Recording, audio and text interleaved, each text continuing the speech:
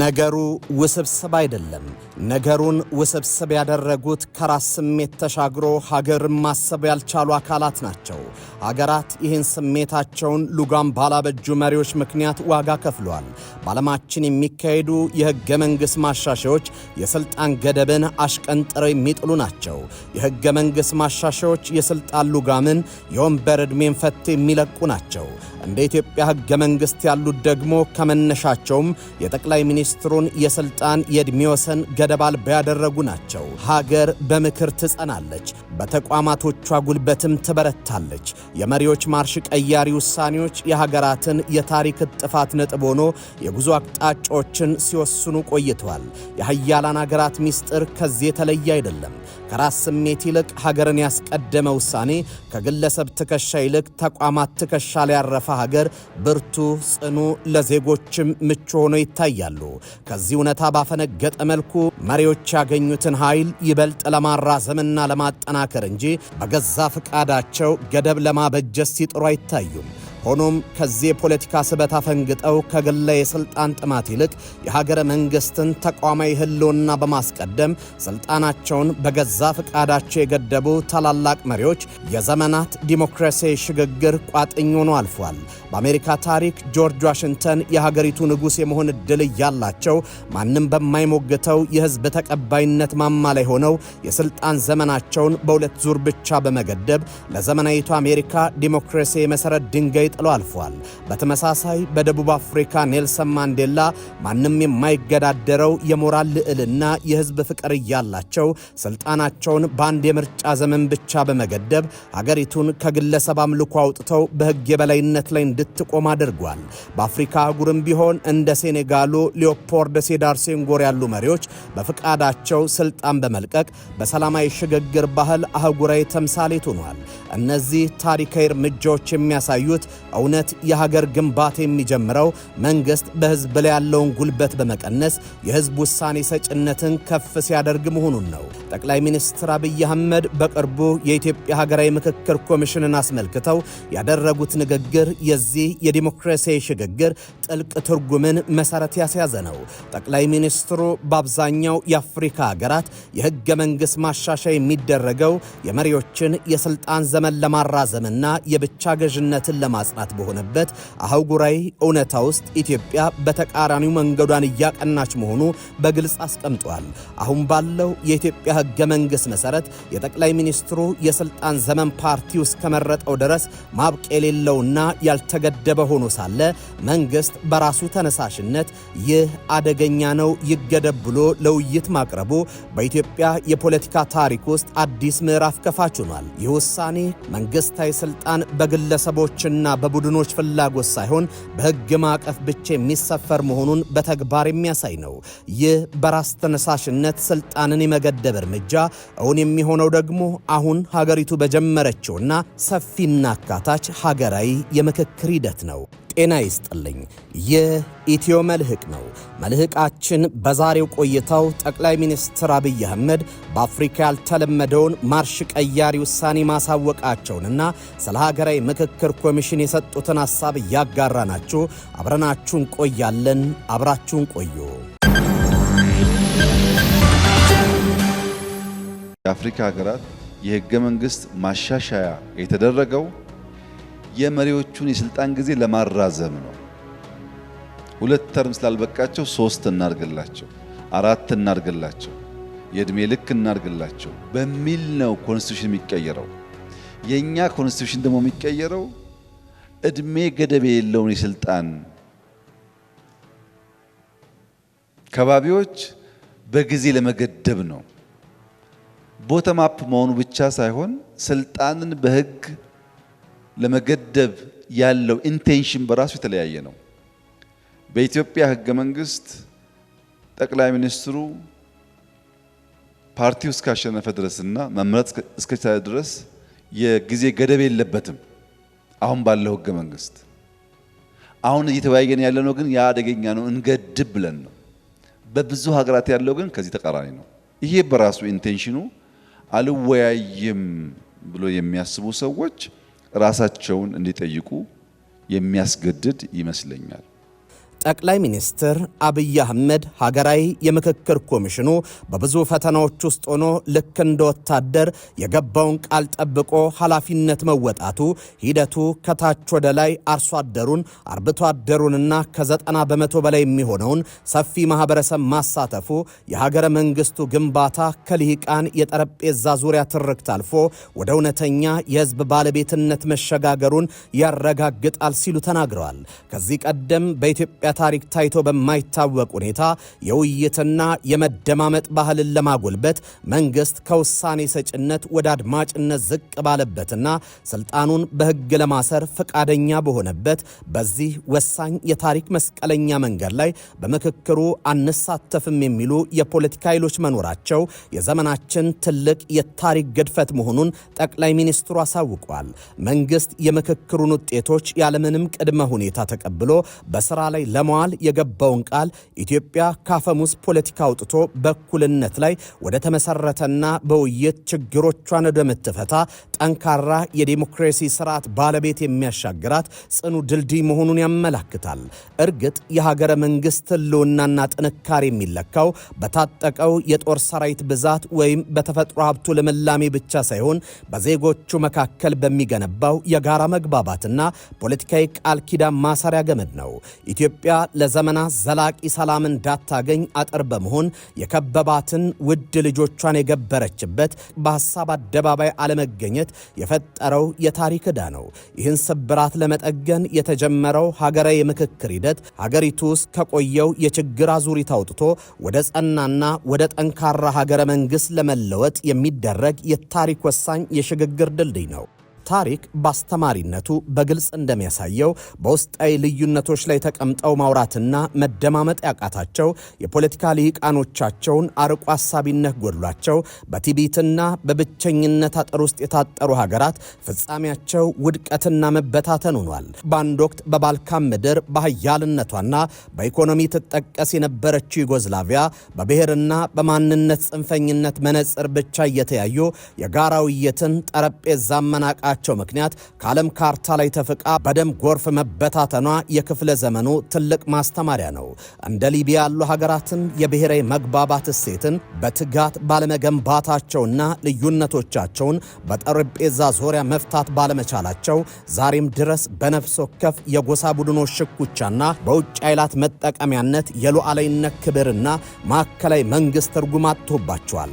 ጠቅላይ ሚኒስትር አብይ አህመድ ኢትዮጵያ አሁን የያዘችውን ሀገራዊ የምክክር መስመር እነዚህን የዓለም አቀፍ ውድቀቶች መስታወት አድርጎ በመመልከት በታሪክ ትርክቶች በማንነት ውጥረቶችና በስልጣን ሽሚያ ሳቢያ የቆሰሉ ልቦችን የምታክምበት ልዩ የታሪክ አጋጣሚ ነው።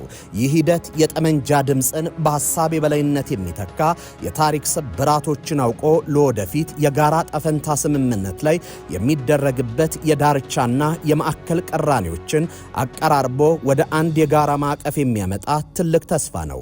በእኩልነትና በአካታችነት ላይ የተመሰረተው ምክክርም እያንዳንዱ ዜጋ የሀገረ መንግስቱ ባለቤት የሚሰማውን አዲስ ስነ ልቦናዊ መሰረት የሚጥል ሲሆን ሀገሪቱ ከአፍራሽ የፖለቲካ ቁማር ተላቃ ተቋማዊ ጥንካሬ ያላት በውስጣዊ አንድነቷ የማይናወጥ የጂኦፖለቲካ ማዕከል ሆና እንድትወጣ ያደርጋታል።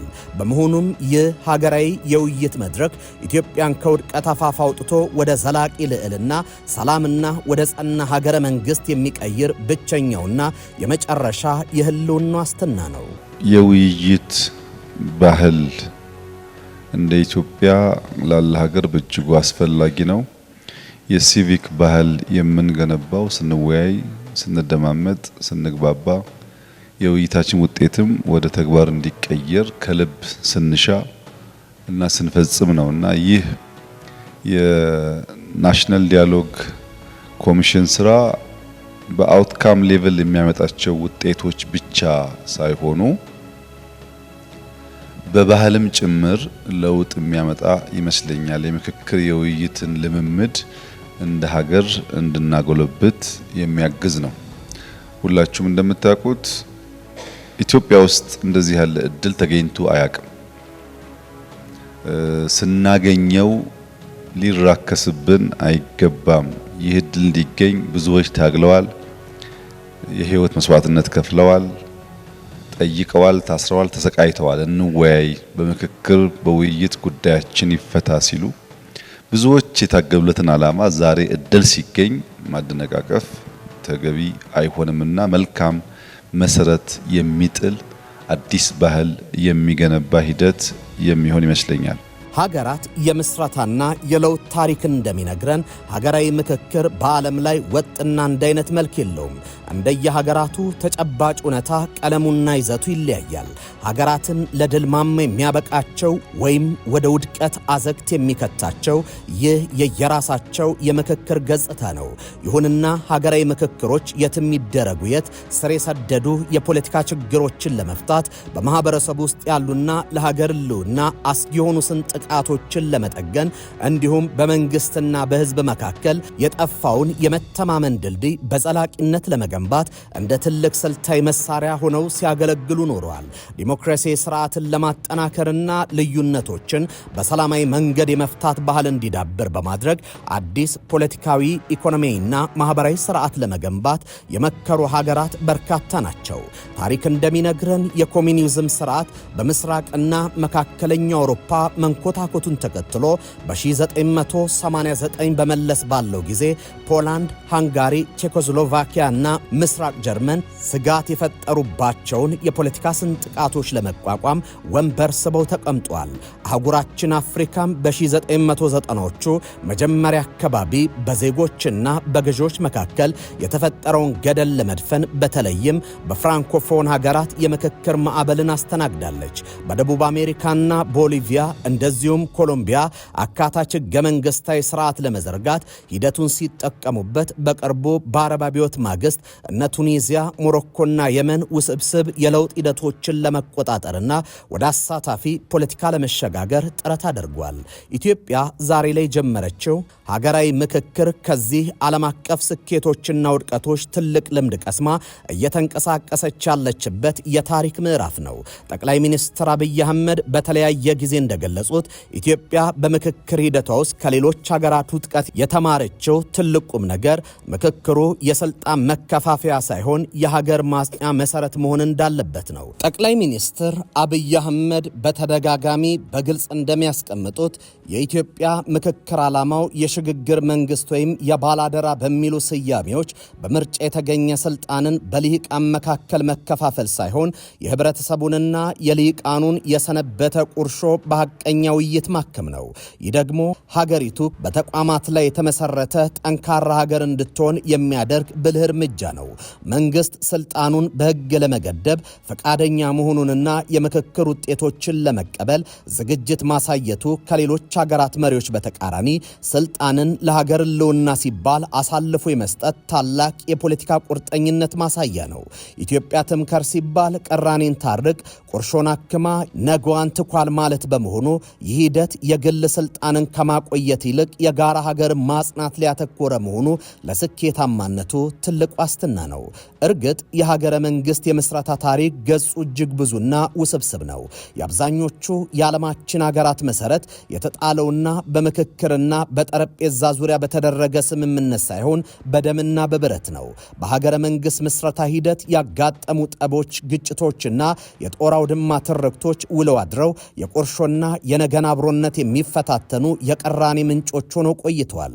ይህ የታሪክ እውነታ የብዙ ሀገራትን የዛሬ መልክ የወሰነ ቢሆንም ከምስረታው በኋላ ቁርሾና ታሪካዊ ስብራትን በንግግርና በምክክር ያከሙ ሀገራት ዘላቂ ሰላምን፣ አስተማማኝ ልማትንና ተቋማዊ ጥንካሬን ሲያጸኑ፣ በተቃራኒው ቅራኔን በጉልበት ቁርሾንም በጦር መሳሪያ እናክማለን ያሉ ሀገራት ተጨማሪ ቁስልና ማብቂያ የሌለው የእርስ በርስ ግጭቱ ሲዘፈቁ ታይቷል።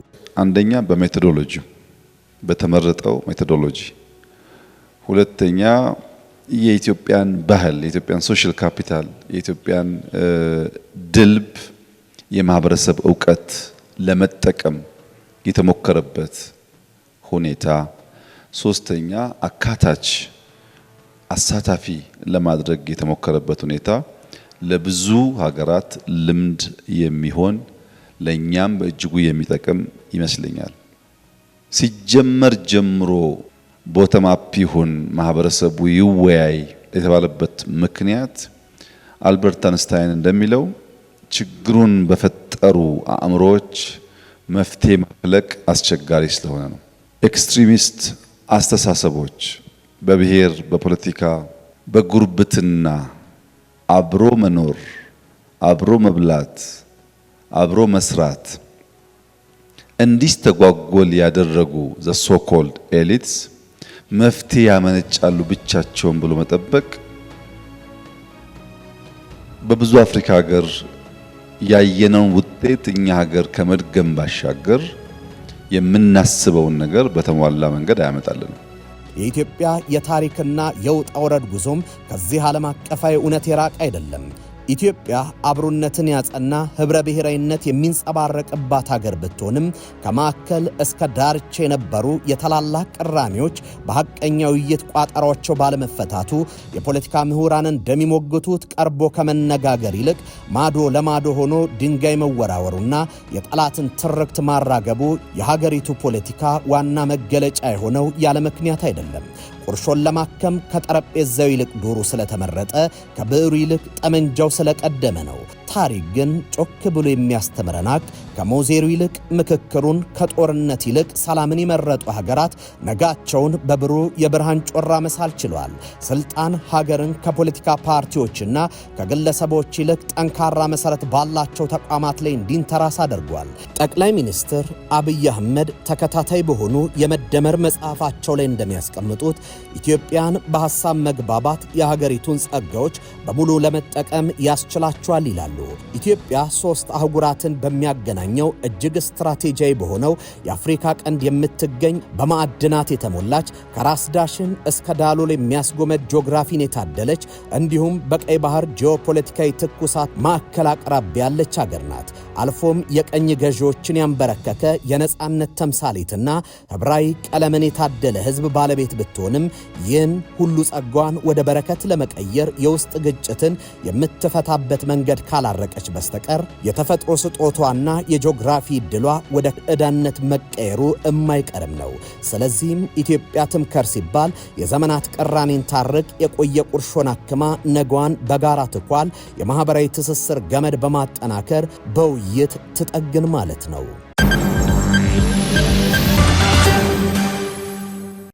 የተከበራችሁ የኢትዮ መልሕቅ ቤተሰቦች የዛሬው መልሕቃችን በዚህ ተጠናቋል። በቀጣይ በሌላ ዝግጅት እስከምንገናኝ በያላችሁበት ሰናይ ጊዜ ይሁንላችሁ።